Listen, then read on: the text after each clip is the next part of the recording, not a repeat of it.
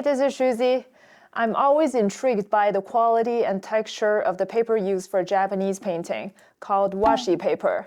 So I got a small pack to try to paint watercolor on it. So let's see if it works and see how it compares to my regular watercolor paper. This pack I got is in postcard size.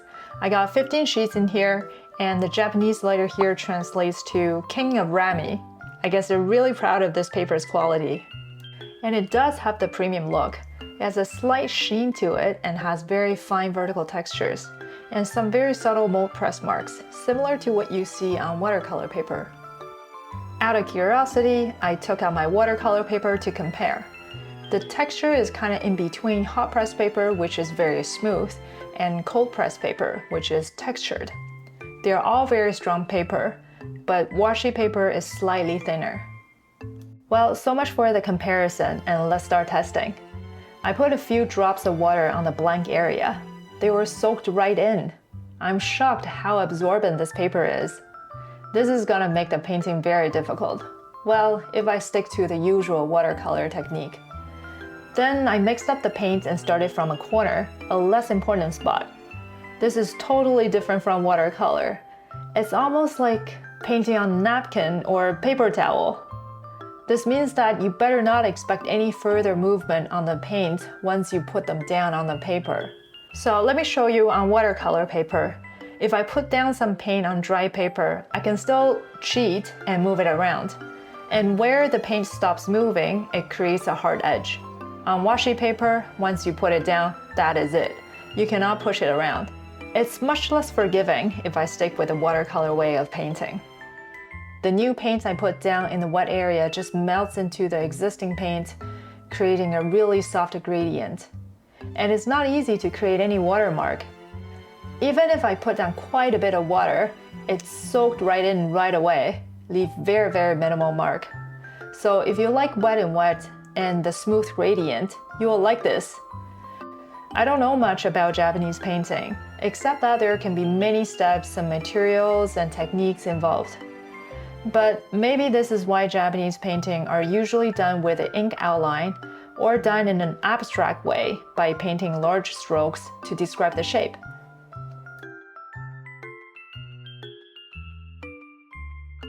So here's another difference I noticed. I find this part too dark. Typically, I would use the lift technique to use a clean brush to remove some of the paint to make it lighter. But this doesn't work on washi paper.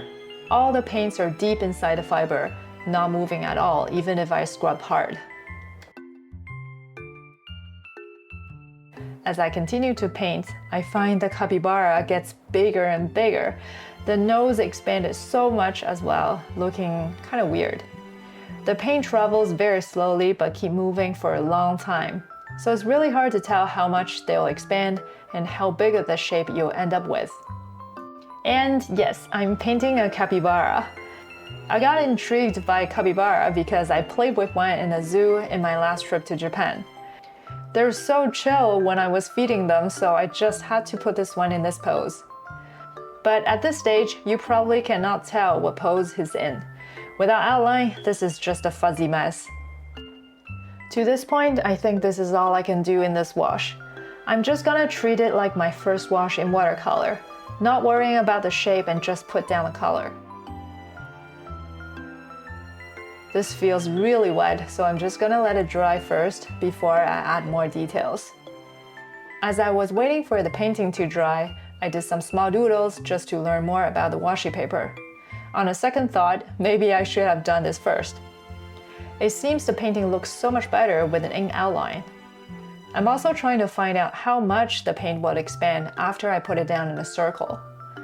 And I find that the more watery the paint is, the faster it travels, and the more it'll expand.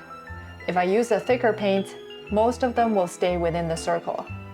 This makes it hard to paint light color because light color requires more water to dilute it in watercolor. And maybe this is why in Japanese paint, the light colors usually have some white paint mixed in. This decreases the transparency, and I don't like to use it in watercolor, but this does make the paint thicker.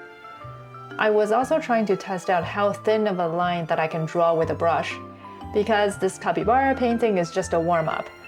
I designed another small painting to really test it out and to compare with watercolor paper. I'll get to it once I finish this test piece.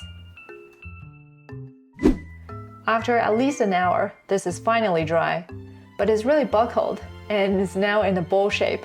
I think this shape has something to do with the plastic layer sandwiched in between. This allows you to paint on both sides because the water will not soak through. So I taped it down to a piece of cardboard so I can continue to paint in the details. Based on my test, I think adding an ink outline will make it look better. So I took some Chinese ink and a small brush for this. And now you can see what this drawing is really like. It's a capybara leisurely eating a piece of grass. Alright, time for the real painting. This painting is no longer for playing around. I drew something more complicated with more details, and I'll be painting seriously to fully test if I can paint watercolor on washi paper. And this time, I'm painting the same picture on both washi paper and the cold press paper. The cold press paper I'm using here is Fabriano Artistical 100% cotton, 140 pounds. Slightly more texture than the washi paper, but this is the closest I have. Based on my practice, I did the ink outline first. For the washi paper, I find myself going slower. I guess this is mostly because I'm not familiar with this paper, and every time I put down some paint, I pause and observe how it moves and think about where and how I should paint the next stroke. For the skin, I'm using Kuretake Japanese color. It has white mixed in, so the color is a bit opaque. This is not my preferred color for my usual watercolor painting, but you can see it works so much better here on washi paper. The dispersion looks very smooth. It's more peachy, unlike on watercolor paper, which looks a little bit chalky. Once I dropped in a little bit of the red tone, also from Kuretake, it creates a really nice gradient, making the skin look really lively with a pinkish glow, and it's a good fit for the onsen scene. For the water, the main difference on washi paper is that I cannot paint too closely to the subject. Otherwise, the paint will spread and get on the subjects. Although I already have the ink outline, the paint can spread more than the thickness of the lines. For watercolor paper, on the other hand, with the ink liner there, I can easily paint right up against the lines to leave no blank paper. By the way, I got the idea of this drawing from my interaction with capybara.